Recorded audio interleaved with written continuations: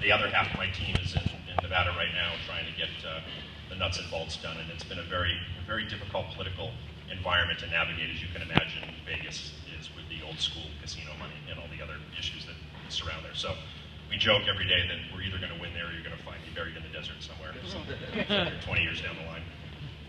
That being said, Nevada, we focused on Nevada for a couple reasons. It's a for-profit state, so it allows a public company to come in there and participate and actually make a profit, unlike California, at least for right now. It is utilizing multi-state reciprocity. So if you talk about size and scope for a market, and what I mean by multi-state reciprocity is Nevada is allowing cardholders from New Jersey, from Colorado, from California. If you go into the city, you present your card, they verify your doctor's license, and they will allow you to buy medicine there.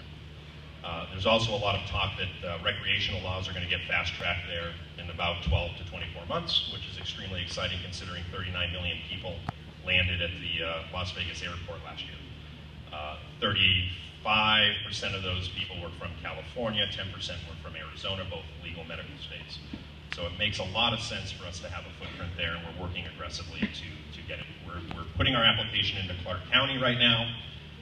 Washoe County and different areas of Vegas or Nevada are happening at different time frames. So again, it's a very complicated process. I won't get into the minutia of right now, but throughout the next 4 months, we're going to be putting in a significant amount of applications for both cultivation facilities as well as dispensaries throughout the state.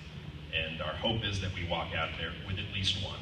We'd like to walk out of there with a lot of different permits. But the mentality and the angle that we're attacking the industry at right now is I feel revolutionary and significant for a couple different reasons. First off, right now, take California for example, most of your cultivation happens in warehouses, it happens in garages, it happens in people's basements, and it happens in indoor facilities. And I know, because I think many of you know here that I actually own a dispensary in Northern California.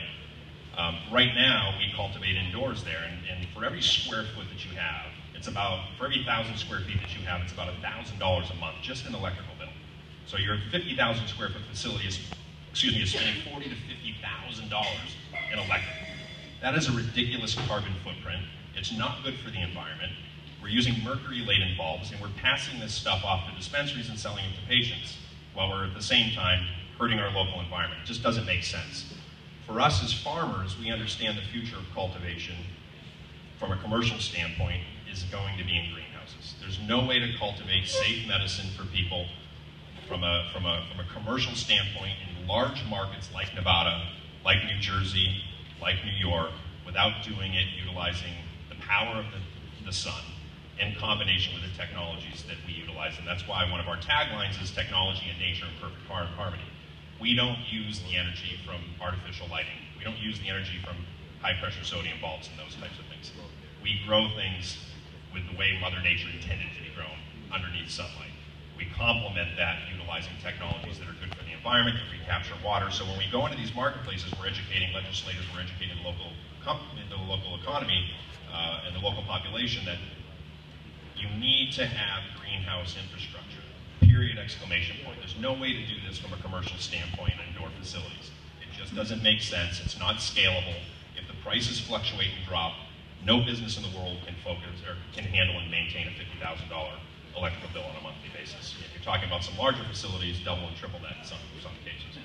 So we're presenting the different markets with the fact that we're farmers and we grow in these GFSI certified food grade facilities. At the end of the day, who do you want to grow your medicine?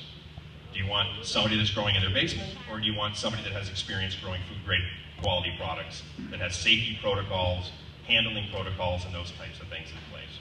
So what we're focusing on right now is as close as we can get to the plant. People ask me that all the time when we talk about this green line of how close can the public company get to the product without exposing everybody here has an investment into this company. We're all at risk.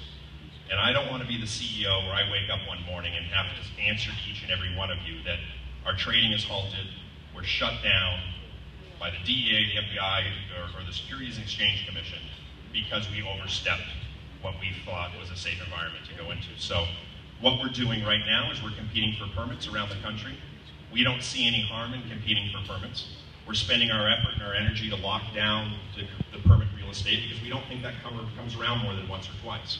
If you look at Northern California, for example, specifically Oakland, where I own my club, they issued permits, I want to say, like 7 or 10 years ago, and they just issued their second round of permits 2 years ago, with which we won. That's